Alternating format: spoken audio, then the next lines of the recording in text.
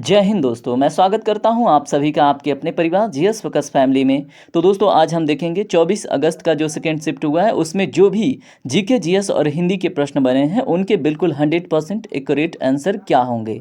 तो चलिए इस महत्वपूर्ण सेशन को स्टार्ट करते हैं और अपने पहले प्रश्न को देखते हैं जो जीके से संबंधित है। चलिए बात करेंगे अपने पहले प्रश्न पे। पहला प्रश्न आप ध्यान से देखिए क्या है।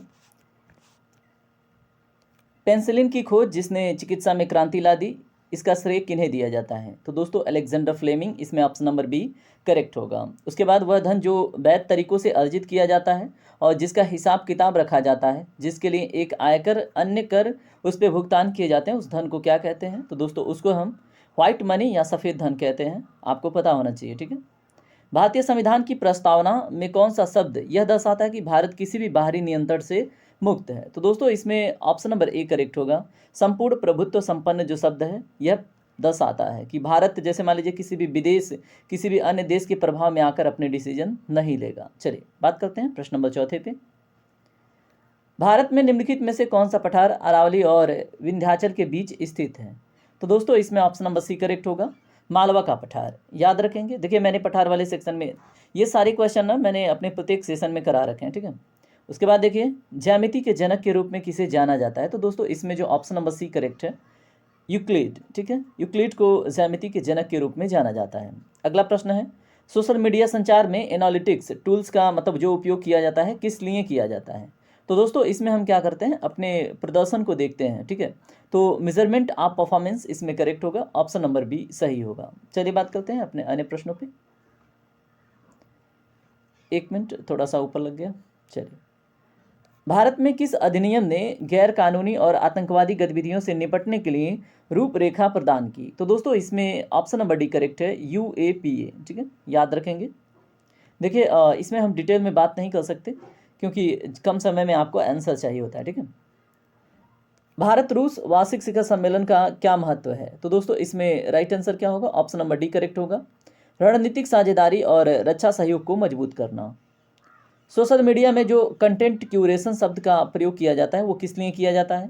तो दोस्तों इसमें राइट आंसर है आपका ऑप्शन नंबर सी, अन्य स्रोतों से प्रोसेसिंग कंटेंट का चयन करना, आयोजन और साझाकरण, ठीक है।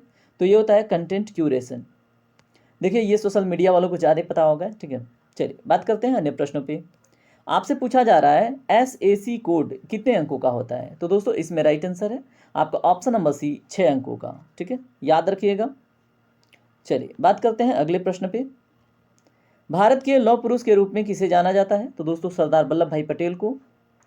1997 में अपनाई गई किस अंतर्राष्ट्रीय संधि का उद्देश्य रासायनिक हथियारों के उत्पादन, भंडारण और प्रयोग को समाप्त करना है? तो दोस्तों इसमें जहाँ पे भी आपको सी दिखे, ठीक है, तो आपको कहाँ पे दिख रहा है? सी तो कई जगह दिख रहा है, जहाँ पे केमिकल दिखे, ठीक है, तो केमिकल वेपन्स कन्वेंशन, ठीक है। ऑप्शन नंबर डी इसमें करेक्ट होगा, ठीक है। रासायनिक हथियार सम्मेलन CWC, याद रखिएगा। चलिए बात करते हैं अपने 13 नंबर के प्रश्न पे। भारत ने ब्रिटिश शासन से किस वर्ष स्वतंत्रता प्राप्त की थी? तो दोस्तों अभी देखिए हाल फिलहाल में उसका जश्न मनाया आपने 15 अगस्त 1947, ठीक है। दुनिया भर में आपदा जोखिम में कमी के लिए दिशा निर्देश और सहायता प्रदान करने के लिए कौन सा संगठन जिम्मेदार है? तो दोस्तों यहाँ पे अगर आपदा जोखिम की बात है तो दोस्तों ऑप्शन नंबर सी करेक्ट होगा, UNDRR, ठीक है। तो याद रखेंगे क्या है, United nation disaster risk reaction, ठीक है। तो याद रखिएगा रिस्क रिएक्शन है या रिस्पॉन्स है, आप मुझे बताइएगा।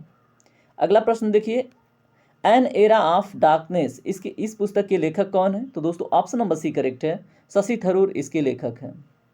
प्रश्न नंबर 16 देखिए क्या है, क्षेत्र कार्य आधारित अनुसंधान को इस प्रकार वर्गीकृत किया गया है। तो दोस्तों इसमें क्या होगा करेक्ट? तो इसमें दोस्तों बायोग्राफिकल करेक्ट होगा। चलिए प्रश्न नंबर 17 देखिए ध्यान से क्या है, पूर्व राष्ट्रपति डॉक्टर अब्दुल कलाम की PURA यानी कि प्योरा किसे संदर्भित करता है? ठीक है, तो अगर आपको PURA का फुल फॉर्म पता हो तो बहुत अच्छी बात है। इसका फुल फॉर्म होता है providing urban amenities in rural area, यानी कि ऑप्शन नंबर सी इसका करेक्ट होगा।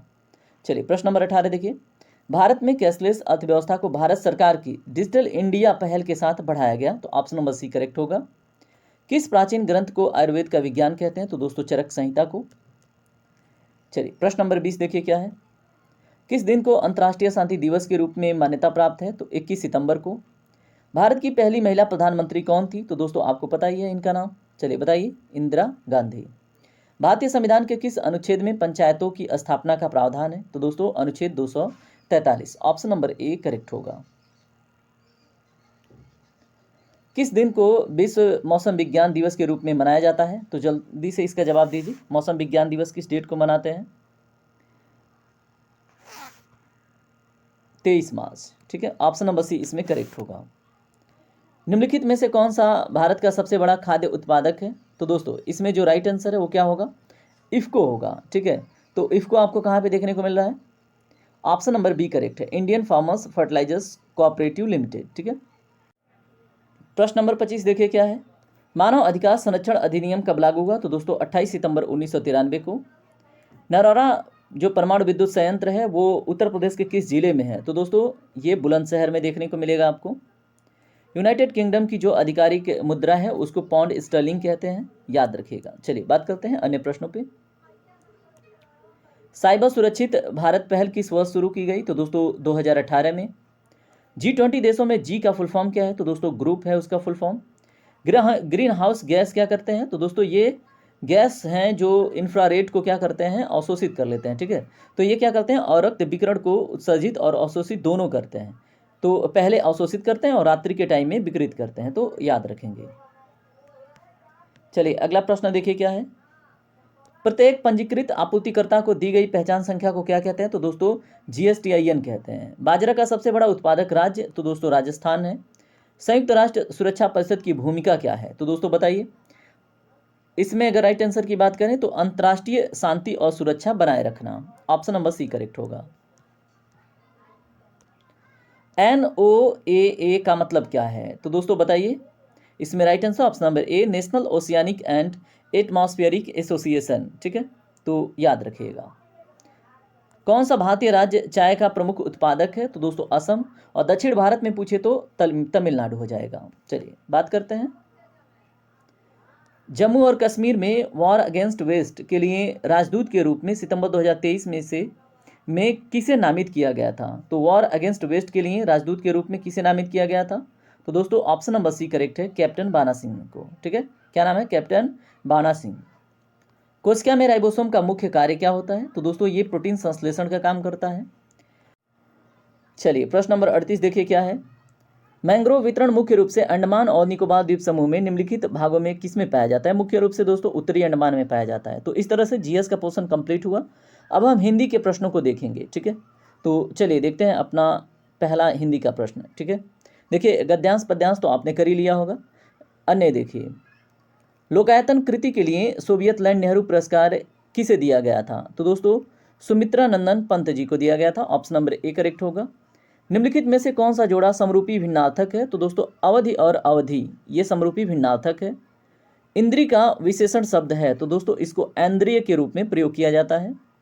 के लिए में किस कारक का चिन्ह है? तो दोस्तों इसमें संप्रदान कारक का चिन्ह है। निम्नलिखित में से कौन सा शब्द पुल्लिंग है? तो दोस्तों निम्नलिखित में आभास जो है ये पुल्लिंग शब्द है। अन्य प्रश्नों को देखिए। पशु पांशु पड़ क्रमशः इनका जो अर्थ है वो किस मतलब कहाँ किस ऑप्शन में प्रकट हो रहा है? तो दोस्तों देखिए पशु का अर्थ होता है जानवर, पांशु का अर्थ होता है रेत और पण का मतलब होता है मूल्य, ऑप्शन नंबर सी करेक्ट होगा। अ उपसर्ग से बना शब्द है, तो दोस्तों देखिए सब में अ दिख रहा है लेकिन इसमें राइट है ऑप्शन नंबर सी अथाह है, ठीक है। मनोबल में कौन सी संधि है? तो दोस्तों बताइए मनोबल में क्या है? मन धन बल होता है, तो दोस्तों ऑप्शन नंबर डी करेक्ट होगा, विसर्ग संधि। आपको सही अर्थ वाला शब्द युग इसमें देखना है, सही अर्थ वाला शब्द युग में देखिए इसमें कौन सा होगा? आकर मतलब खान होता है, सही है। आकार मतलब आकृति, ऑप्शन नंबर ए करेक्ट है, ठीक है। अमी का पर्यायवाची शब्द तो दोस्तों सुधा है, कल वाले में आपने देखा होगा ये कल में भी था ऑप्शन के रूप में, आज भी आ गया है ना।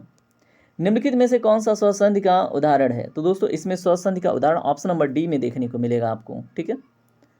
उसके बाद निम्नलिखित में से सही लोकोक्ति का चयन करें। तो आपने सुना होगा न नौ मन तेल होगा न राधा नाचेगी, तो ऑप्शन नंबर डी करेक्ट होगा। प्रेम भगवान रचना के लिए जैनेन्द्र को कौन सा पुरस्कार मिला है? दोस्तों जैनेन्द्र जी को भारत सरकार शिक्षा मंत्रालय पुरस्कार मिला है, याद रखिएगा। चलिए अब देखते हैं अन्य महत्वपूर्ण प्रश्नों को। चलिए प्रश्न नंबर 114 देखिए क्या है। चरण कमल में आपको समास बताना है, तो दोस्तों ऑप्शन नंबर ए करेक्ट होगा, कर्मधारय समास। सरोज शब्द का पर्यायवाची क्या होगा? कमल होगा। कमल का पर्यायवाची अरविंद होता है। ऑप्शन नंबर डी करेक्ट होगा। अस्थिर विचार वाला व्यक्ति कुछ भी नहीं कर पाता, इसमें जो भाव व्यक्त हो रहा है, तो दोस्तों उसमें बताना है कौन सी कहानी में भाव व्यक्त हो रहा है। ऑप्शन नंबर ए करेक्ट होगा, दुविधा में दोनों गए माया मिली न राम। कबीर की उलट बांसियों में कौन सा रस आपको देखने को मिलता है? तो दोस्तों अद्भुत रस। ठीक है। हिंदी में मूलतः वर्णों की संख्या कितनी होती है? तो दोस्तों 52 वर्ण होते हैं। घ का उच्चारण स्थान मैंने बता रखा है आपको, कंठ से होता है। घुड़दौड़ किस समास का उदाहरण है? तो दोस्तों बताइए, घुड़दौड़ में कौन सा समास है? तत्पुरुष समास। ठीक है, ऑप्शन नंबर सी करेक्ट होगा। चलिए जल्दी जल्दी देखते हैं अन्य प्रश्नों को भी। आपको निम्नलिखित कथनों में समुच्चय बोधक अव्यय की पहचान करनी है। तो दोस्तों यहाँ पे सीता और गीता पढ़ती हैं, इसमें समुच्चय बोधक आपको अव्यय देखने को मिल रहा है। कंजूसी से धन व्यय करने वाला जो व्यक्ति है उसको एक शब्द में हम कृपण कहते हैं। गीदड़ का स्त्रीलिंग गीदड़ी होगा। ठीक है, तो ऑप्शन नंबर इसमें सी करेक्ट होगा। जो क्रिया अभी हो रही हो उसे क्या कहते हैं? तो दोस्तों उसे अपूर्ण वर्तमान कहते हैं। Option number B. विग्रह की दृष्टि से दिए गए विकल्पों में से कौन सा विकल्प अनुचित है? तो दोस्तों उचित नहीं है। तो चंद्र का प्रकाश सही है, चंद्र की धारा सही है। देश पर निकाला, दोस्तों ये देश से निकाला होता है, ठीक है, पर निकाला नहीं होता। ऑप्शन नंबर डी इसमें करेक्ट होगा। निम्नलिखित में से शुद्ध वाक्य का चयन करना है। तो देखिए, आतंकवादियों को रिहा करना मूर्खता होगा, आतंकवादियों को रिहा करना मूर्खता होंगे, आतंकवादियों को रिहा करना मूर्खता, आतंकवादियों को रिहा करना मूर्खता होगी। ऑप्शन नंबर बी करेक्ट होगा। ठीक है। निम्नलिखित वाक्यों में से किस वाक्य में आसन्न भूत है? तो दोस्तों बताइए, आसन्न भूत काल का समय किस में दिख रहा है? मोहित स्कूल पहुंच चुका है, इसमें आसन्न भूत है। ठीक है, याद रखेंगे। चलिए बात करते हैं अन्य प्रश्नों पे। हिंदी की ठ ध्वनि है, ये कहाँ से मतलब संबंध है इसका? तो दोस्तों ठ जब बोलते हैं तो आपके मूर्धा पे टच होता है जीभ, तो इसको मूर्धन्य कहते हैं। ठीक है। निम्नलिखित में से पर्यायवाची समूह का कौन सा युग्म सही नहीं है? तो दोस्तों देख लीजिए, सरस्वती वागी सही है, समुद्र आदित्य नहीं, समुद्र आदित्य तो सूर्य का होता है, रवि का होता है ना, तो ऑप्शन नंबर बी इसमें करेक्ट होगा। सोठा छंद की विषम पंक्तियों में कितनी मात्राएं होती हैं? तो दोस्तों 11-11 होती हैं। अंधा युग किसकी रचना है? तो दोस्तों धर्मवीर भारती का। इस तरह से आपका जीएस और हिंदी कंप्लीट हुआ। चलिए अब मिलते हैं अगले सेशन में, तब तक के लिए अपना ख्याल रखिए, खूब पढ़िए। और देखिए, अगर आप एनालिसिस देख रहे हैं तो आज ना कुछ महत्वपूर्ण टॉपिक के ऊपर एक सेशन आएगा, ठीक है, उसे भी देखिएगा, जिसमें आपको जीएसटी, टैक्स, विमुद्रीकरण, आरबीआई प्लस जो आपका वर्णमाला है, ये सब टॉपिक कवर किया जाएगा। ठीक है, तो चलिए मिलते हैं अगले सेशन में, तब तक के लिए जय हिंद।